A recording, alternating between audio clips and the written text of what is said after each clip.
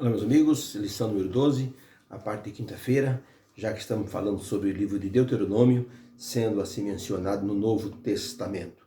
E hoje vamos falar sobre o livro de Hebreus, como Paulo utilizou expressões do livro de Deuteronômio para justamente fazer uma exortação para o povo, assim, os cristãos hebreus.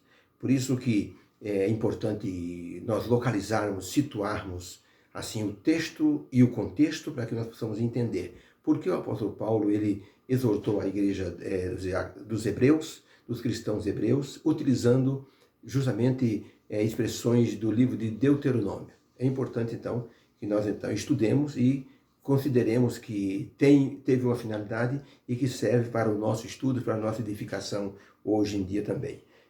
Quando nós pensamos em fidelidade, nós pensamos justamente nas pessoas sendo assim fiéis a Deus, porque as pessoas podem assim duvidar da nossa fé ou podem nos colocar em situação assim de constrangimento devido à nossa fé.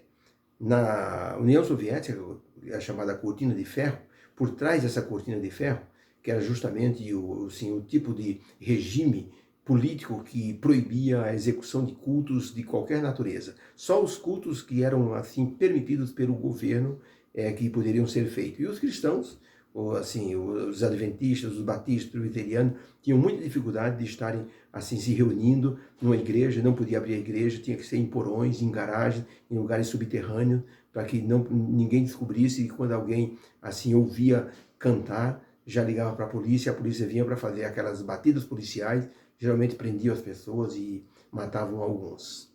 Nesse clima, uma jovem senhora estava indo uma noite para uma dessas reuniões, quando foi abordada por uma companhia de soldados.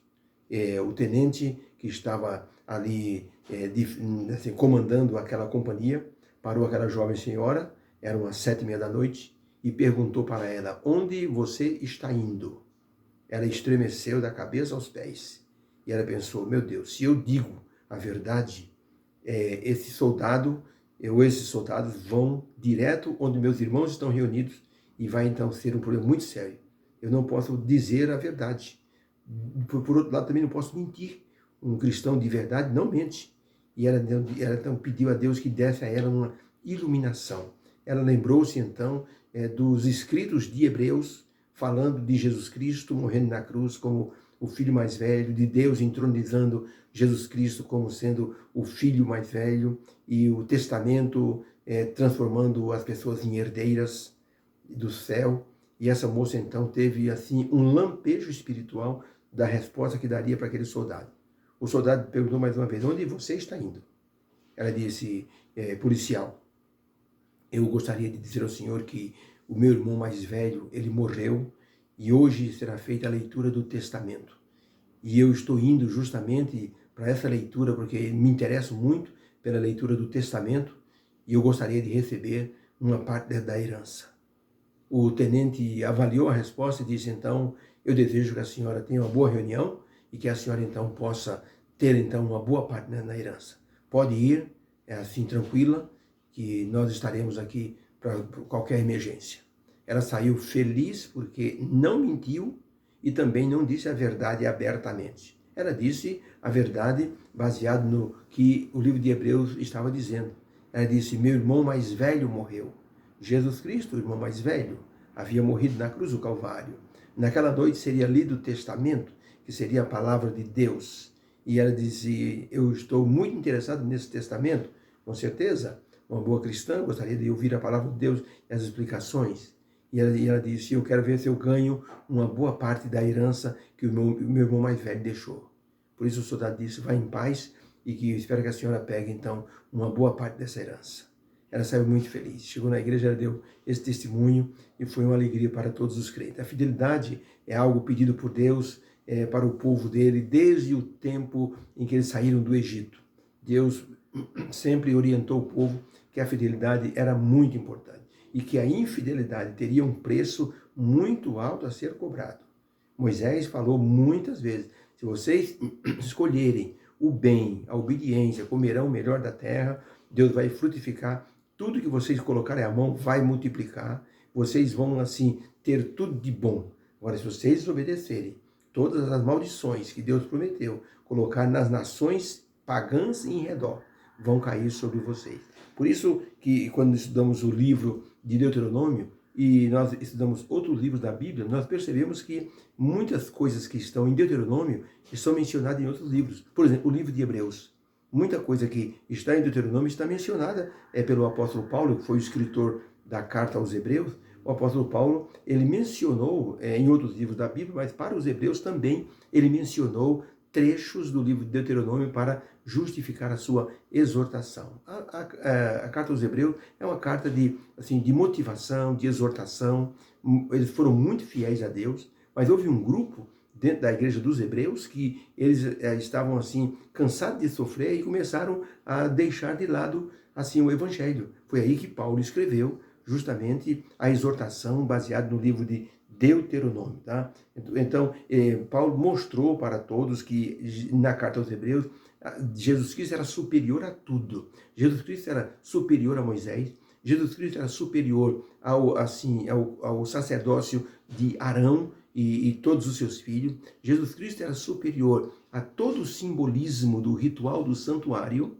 Jesus Cristo ele se tornou superior também, ou seja, ao fazer a nova aliança, porque a aliança antiga mostrava Jesus. Então, quando Jesus morreu na cruz, a aliança antiga cumpriu o papel dela.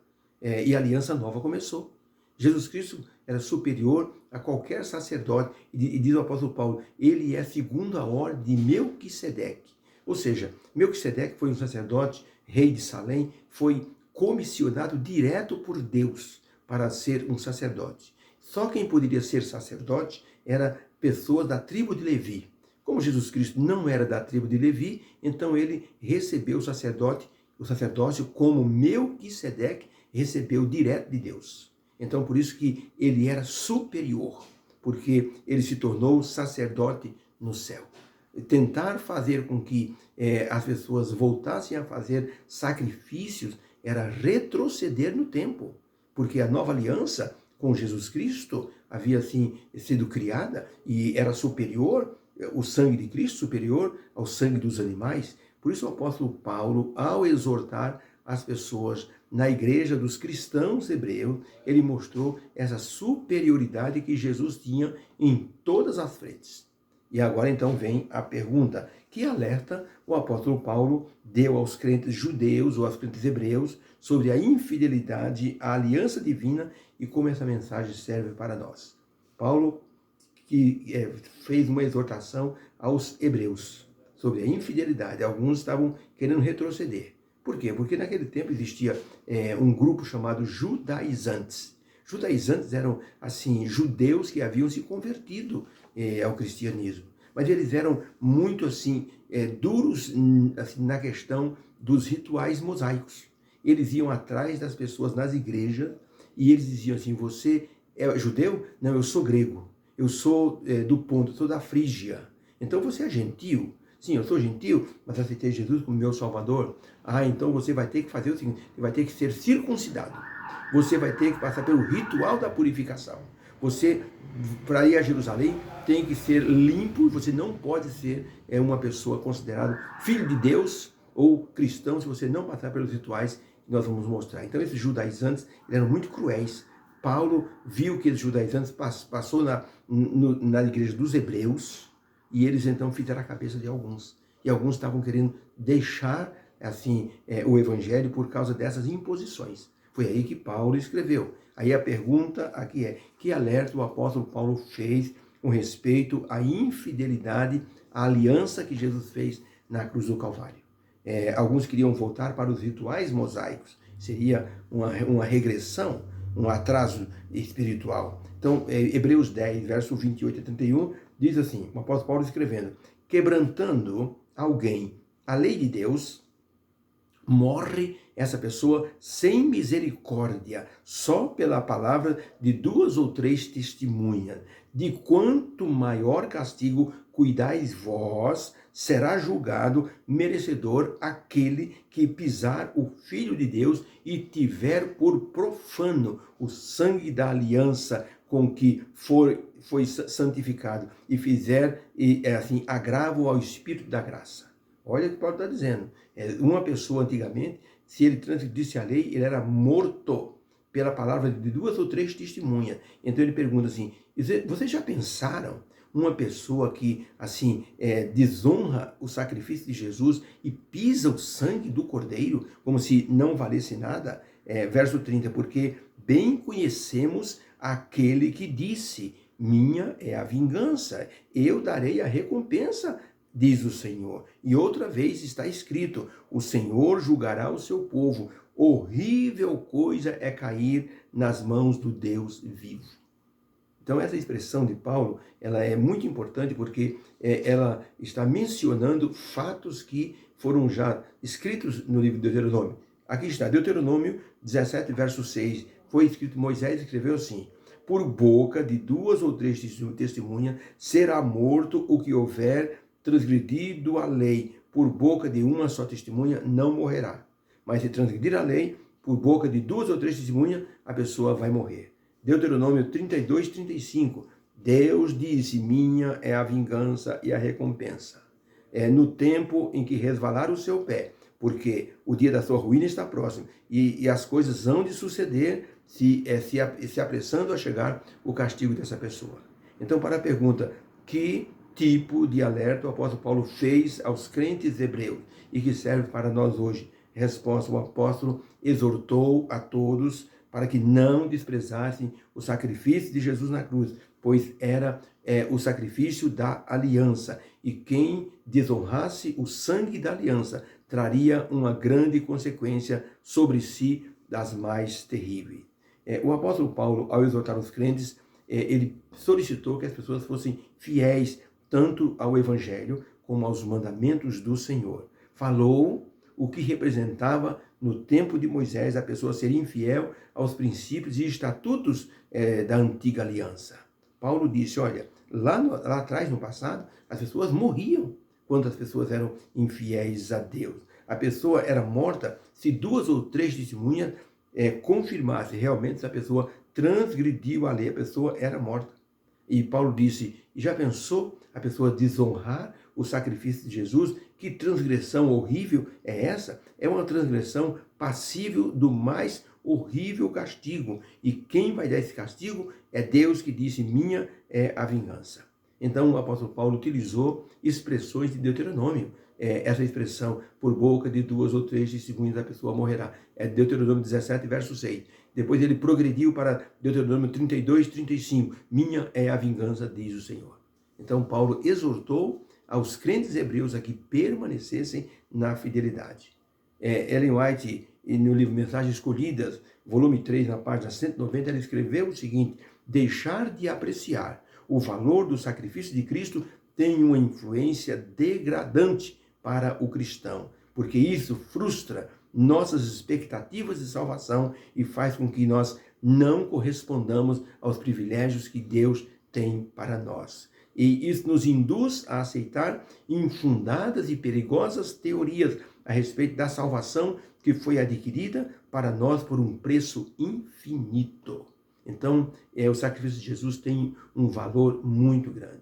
Olha, na própria União Soviética, como já falei no início, houve uma perseguição aos cristãos pelas companhias de soldados que buscavam matar os cristãos, pois souberam que numa casa, aquela casa servia a Deus. E então foram para lá, mas uma pessoa soube disso e correu e avisou a família. Olha, os soldados estão vindo para cá, vocês precisam fugir urgentemente.